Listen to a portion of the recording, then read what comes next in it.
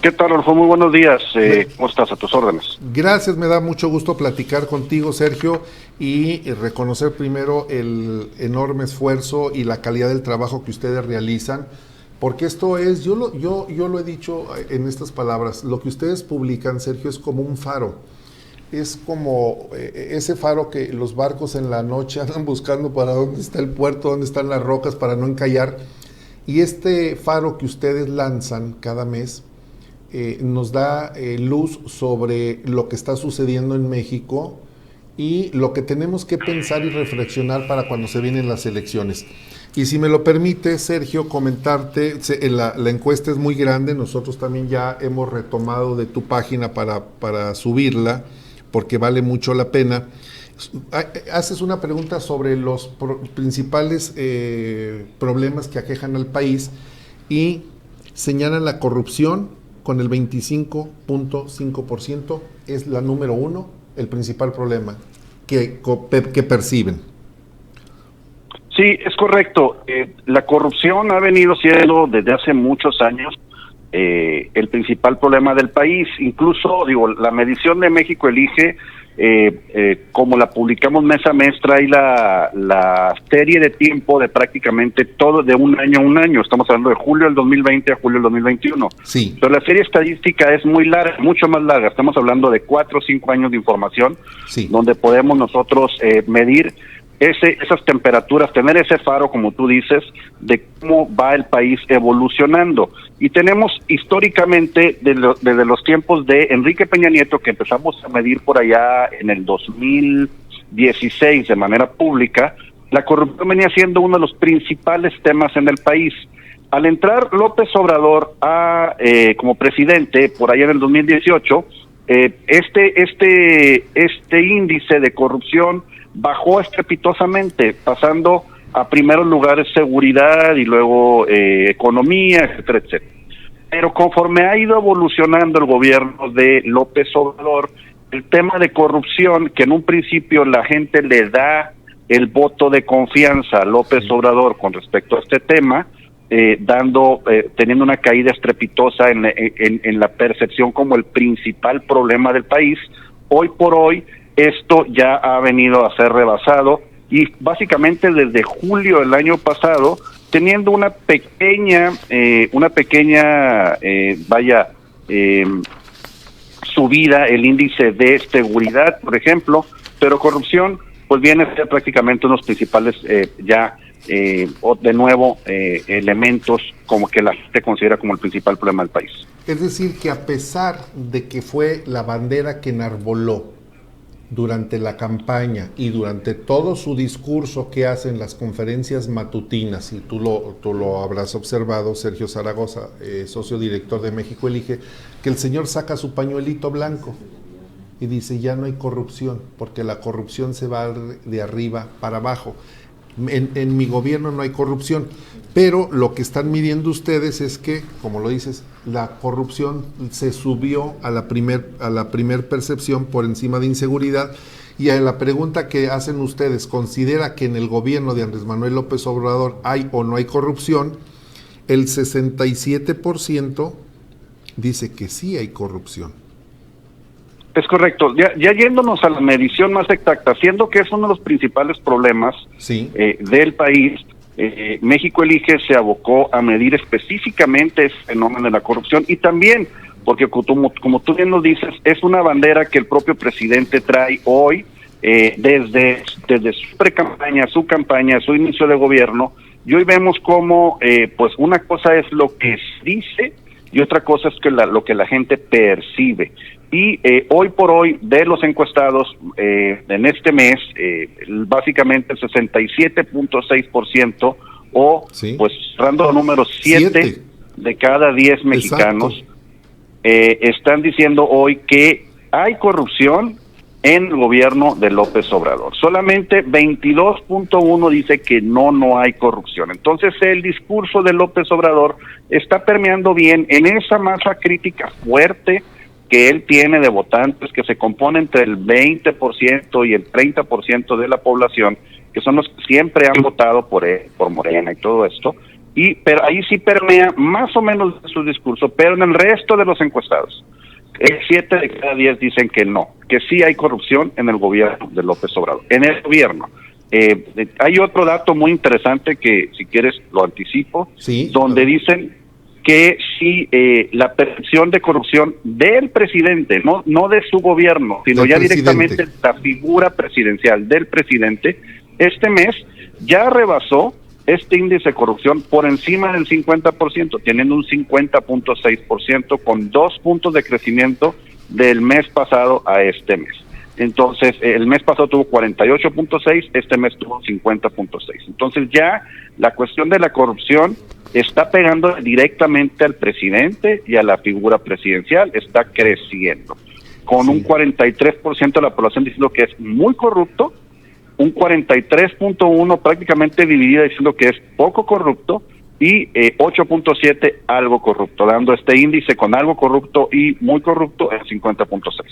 Es importante que ahí en Palacio pues tomen en cuenta estos datos. Obvio que ya los tienen, obvio que desde cuando los observaron y no los van a comentar, porque esto es como, ¿recuerdas las estatuas esas de bronce que luego les ponían una tela de seda y que lentamente las iban deslizando para develar las estatuas? Así le está pasando a López Obrador. Poco a poco le va deslizando su propio ejercicio, su propio gobierno, su trabajo diario, poco a poco le va develando esa corrupción que sigue permeando, porque pues no se ha ido. Y como bien dice Sergio Zaragoza, hay algo muy importante que dices, no están midiendo ustedes a López Obrador en este y otros conceptos hoy, ustedes vienen midiendo desde el pasado, para que no digan que lo sacaron ahora ustedes, que están contra López Obrador. Desde el pasado vienen midiendo la corrupción, y es un mal endémico. Desde la época de la revolución hay corrupción, y no la hemos podido erradicar, a pesar de ese gran discurso de López Obrador y de ese gran esfuerzo. Más grave que López Obrador ya lo perciba la gente como corrupto. Eso es lo más grave. Así es, y de hecho, López Obrador, el presidente, es un político bastante hábil, que sabe medir los tiempos, ve exactamente cuándo, históricamente pues tiene mucho tiempo como político, entonces ha medido durante mucho tiempo este tipo de cosas de la manera personal, en percepción de la gente. Si nosotros vemos la gráfica acumulada de agosto del año pasado a julio de este año, podemos ver que es un osciloscopio, básicamente usa de vez en cuando la gráfica de poco corrupto a nada corrupto a muy corrupto, y es una percepción que va fluctuando mes a mes. Esto tiene mucho que ver también con los discursos y lo que el presidente día a día está tratando de decir en la mañanera, y la percepción real, donde vemos, por ejemplo, casos como el de Bartlett, como el de la Secretaría de Función Pública, donde no se hace mucho y la gente está percibiendo todo este problema, el problema de Pemex, el problema de todo esto que, por ejemplo, el gas caro, y hoy vienen con lo del gas bienestar, y luego el asunto de hoy las consultas para enjuiciar, que no a presidentes, sino a actores políticos del pasado. No es un enjuiciamiento, sino es más que nada una memoria histórica para ponerlos de nuevo en la palestra, donde son estas sonajes presidenciales que le ayudan al presidente a tratar de mover esta percepción de negativo a positivo y tener un juego ahí bastante interesante.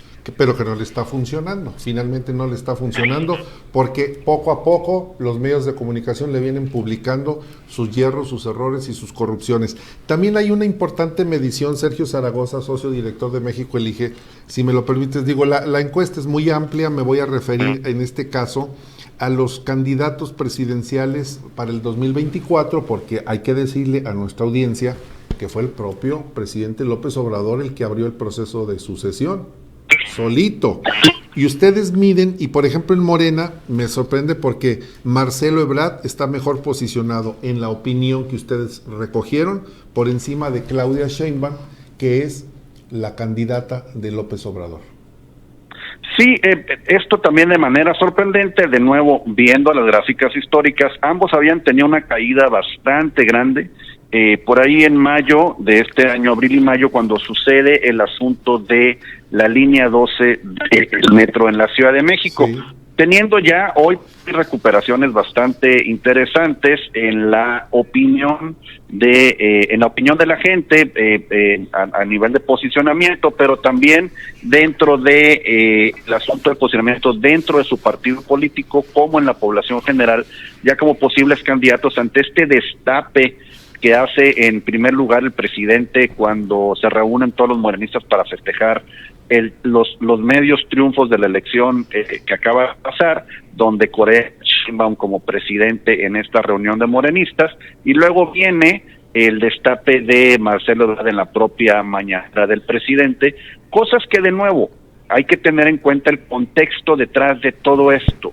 O sea, esta adelantada sucesión presidencial en el asunto de destapes que en épocas priistas y panistas no se habían visto, porque el presidente tiende a conservar el poder hasta el último día que puede hacerlo, para que no haya figuras que lo opaquen. Hoy López Obrador saca esta maniobra que para los politólogos ha de ser bastante sorpresiva, de destapar a medio sexenio a personalidades que pueden de alguna forma sustituirlo, ojo, ante un contexto especial y específico. El 2022 viene la consulta de revocación de mandato. Entonces, hay riesgos, porque los hay, y en la misma medición de México Elige lo dice, hay una polarización en el país con respecto a si el presidente se queda o se va.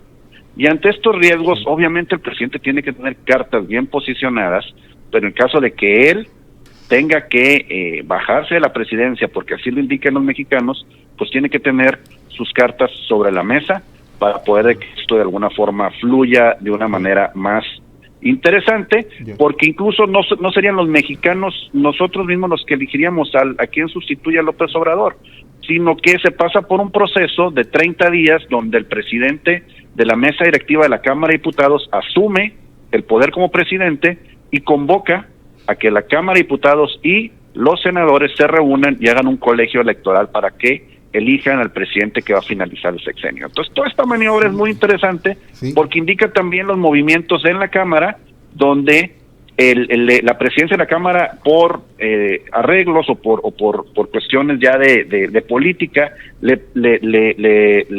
le tocaba al PAN. Pues no, Morena dice, pues somos mayoría en conjunto y la vamos a tomar nosotros. ¿Por qué? Porque está el riesgo de que el presidente en turno de la Cámara sea el próximo presidente interino por 30 días del país. Entonces escogen a una figura de una forma que pueda lograr esa transición entre los mismos morenistas, que es Sergio Gutiérrez Luna, y luego pues viene ya el destape de los presidenciables. El panorama político del país hacia el 2022. Esa es una gran lectura la que acabas de dar, Sergio Zaragoza, director de México Elige. Qué buena lectura. Yo no la había visto así, te soy honesto. Lo que hizo el presidente es tejer una red de protección. Está en la cuerda floja y si se cae, la red de protección se llama Morena en el Congreso para que puedan consolidar finalmente una decisión de la persona que pudiera sustituirlo, y en la figura de Claudia Sheinbaum es en quien está pensando.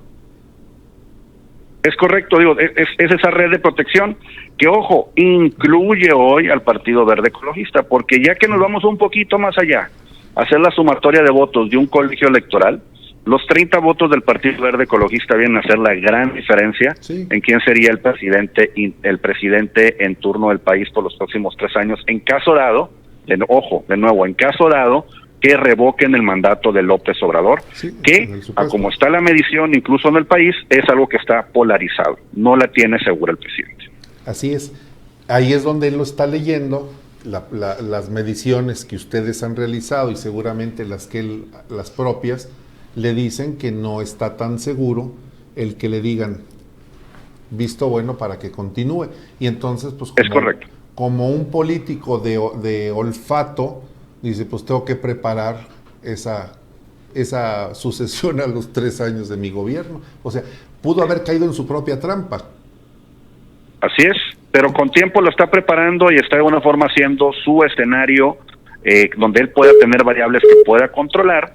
De otra forma, evita ahora sí el aplazar un botón rojo para decir estamos en alerta, ¿qué hacemos? Está preparando un escenario adverso que pueda darse en el 2022 y que no sea tan adverso para Morena ni para su proyecto político.